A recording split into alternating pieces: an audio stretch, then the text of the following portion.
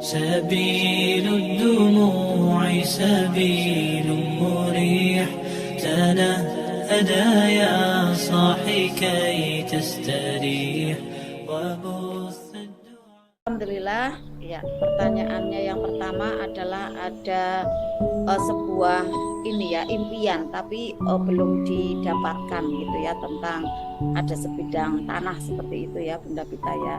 Nah, apa yang disampaikan oleh Bunda Pita betul adanya, jadi itu adalah menguji Bunda ya untuk lebih majel lagi ya, lebih majel lagi Bunda dalam menerima keadaan saat ini itu lebih mudah. Nah, Bunda hadirkan ada cermin ajaib. Ada cermin ajaib.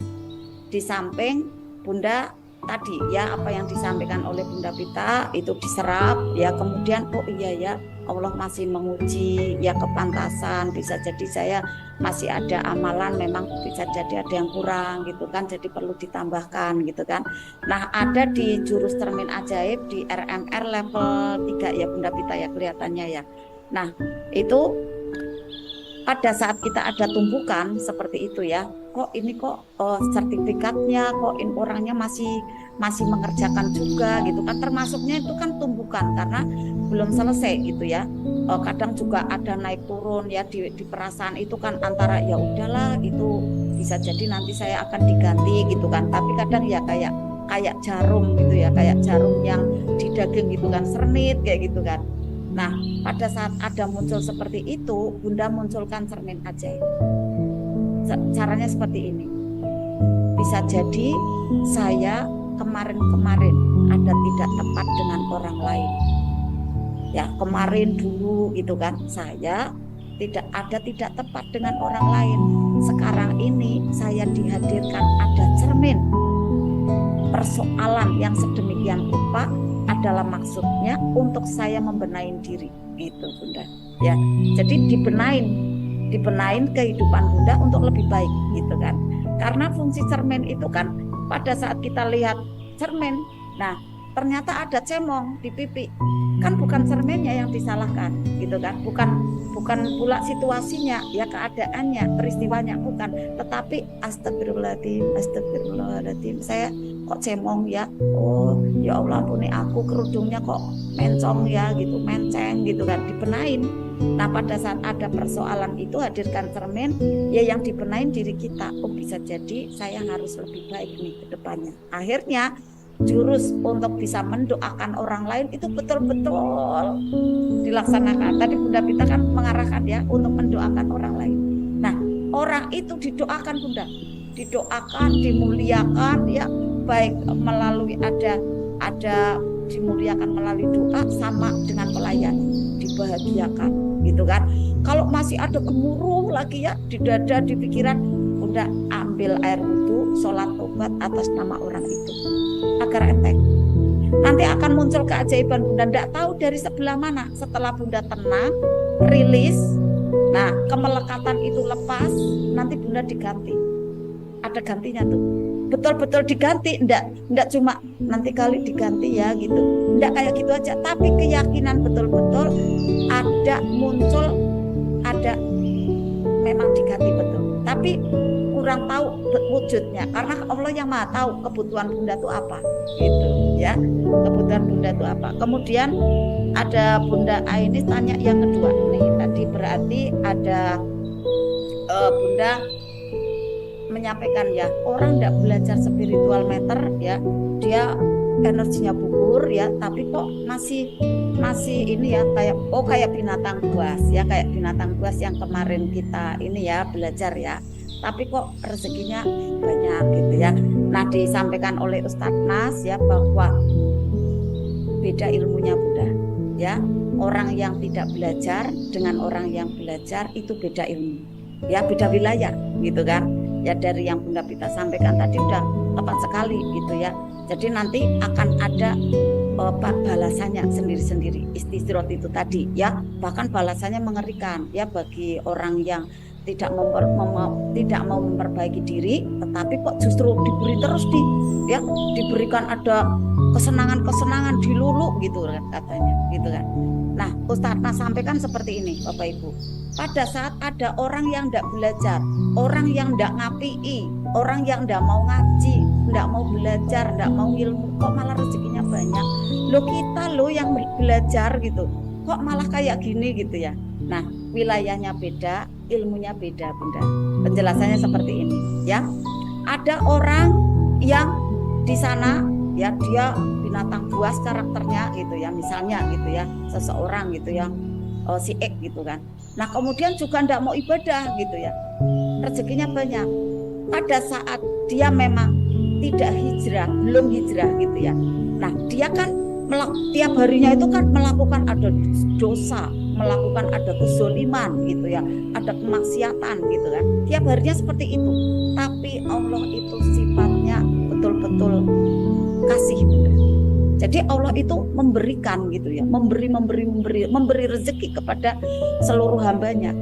Nah, pada saat dia melakukan ada zolim ya, ada juga dosa ya, ada kesalahan, tapi dia ada kebaikan, Bunda. Ada kebaikan yang dia kerjakan. Bisa jadi ya, dia kerjanya itu baik gitu kan. Dia membuat handphone ya, dia juga membuat ada mikrofon gitu kan, ada karya-karya. Nah, kebaikan-kebaikan itu dihargai di dunia gitu Bapak Ibu. Dihargai di dunia agar nanti di akhiratnya Allah sudah tidak punya ada hutang lagi gitu. Sudah tidak ada ini lagi nih, tidak ada balasan yang baik lagi. Udah tinggal di sana akhirnya dapatnya siksa. Kemudian kita yang belajar nih Bapak Ibu ya, udah belajar, udah ibadah, udah praktek gitu kan. Ya namanya juga manusia gitu kan, masih ada salah, masih ada juga tidak tepat, masih ada dosa gitu kan. Allah sifatnya itu membalas, al-muntaqimu gitu kan. Akhirnya ada ketidaktepatan kita yang belajar ya dibalas di dunia Bapak Ibu. Agar apa? Nanti di akhirat sudah selesai, tinggal masuk surga gitu. Ini dalam penjelasannya ya, penjelasannya. Maka akhirnya kita harus mau belajar. Oh iya ya, ya saya mau, saya ingin mulia di dunia juga ingin mulia di akhirat. Maka kita berjuang keras buka perisai. Itu Bapak Ibu. Karena rumusnya di perisai rezeki, saat kita mau buka perisai rezeki menggerojok. Finansial kita bertubi-tubi karena Allah sudah janji di Al-Qur'an akan membanyakkan harta. Maka kita berjuang kerasnya apa? Membuka perisai. Nah, ketemu kan materinya kan? Ini ya. Akhirnya bisa jadi saya belum dikasih yang seperti itu ya, padahal saya udah ibadah. Barangkali masih ada perisai gitu kan. Buka aja perisainya yuk gitu kan. Di mana? Perisai ada di pikiran, perisai ada di perasaan, perisai ada di motivation kita. Barangkali niat kita kurang lurus nih dalam berilmu. Nah, ketahuan kan? Gitu kan. Ketahuan nih, bisa jadi niat kita kurang lurus nih dalam ilmu gitu kan.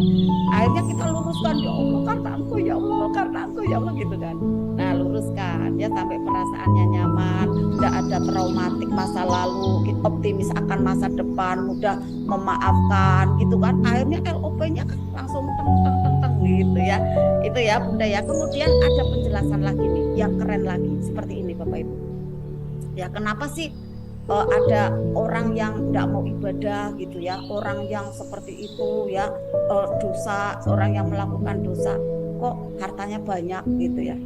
Nah kita kok kayak gini gitu ya. Seperti ini Bapak Ibu ya. Orang yang kaya ya, orang yang dapat kekayaan itu belum tentu dimuliakan Bapak Ibu ya. Kemudian orang yang tidak dapat dunia ya. Orang yang dapat kaya kan dapat dunia, belum tentu dimuliakan. Ini untuk menjadikan kita itu menjadi lapang dada kita. Kalau dapat materi ini insya Allah, tambahannya ya dari ada materi yang tadi yang kita belajar dari Ustaz Nas ya. Kita ini juga turunannya gitu kan. Kemudian kita misalnya belum dapat dunia juga tidak akan dihinakan Bapak Ibu. Belum tentu kita dihinakan. Nah kita ngambil contoh nih ya. Allah memberikan ada contoh di Al-Qur'an ya. Itu digambarkan Bapak Ibu kenal Fir'aun Bapak Ibu. Fir'aun ya. usianya itu sampai mencapai 400 tahun Bapak Ibu ya. Nah 400 tahun itu dia mendapatkan ada istri soleha, dia juga raja, dia juga kaya raya. Dikisahkan pula dia tidak pernah ada maaf sakit, itu tidak pernah, sehat terus. Yang namanya batuk pilek itu juga dikisahkan tuh tidak pernah. Tetapi apakah mulia Bapak Ibu? Firaun mulia enggak? Tidak mulia. Buktinya apa? Buktinya ya tidak ada umat muslim ya ataupun nih orang tua yang menamakan anaknya Fir'aun, tidak ada. Itu buktinya hina gitu. Buktinya Fir'aun yang kaya gitu kan, yang punya segalanya gitu kan, bahkan sombongnya mengaku Tuhan gitu kan. Akhirnya apa? Hina Bapak Ibu. Jadi kekayaan itu ya belum tentu menjadikan mulia gitu kan. Kemudian ternyata banyak orang tua yang menamakan anaknya itu adalah Ayub. Nah Ayub itu siapa? Ayub itu adalah Nabi Ayub kan alaihissalam. Padahal Nabi Ayub itu ya selama 16 tahun ya sakit. Ya sakitnya kan gatal gitu ya, sakit kulit gitu ya. Parah-parahnya pada saat sekujur tubuh sakit kulit, anaknya 12 itu meninggal bareng-bareng. Coba bayangkan Bapak Ibu ya. Kemudian apalagi ladangnya itu sampai tidak panen, gagal panen gitu ya. Udah binatang ternaknya juga mati semua. Coba bayangkan Bapak Ibu, kayak apa ya, luar biasa.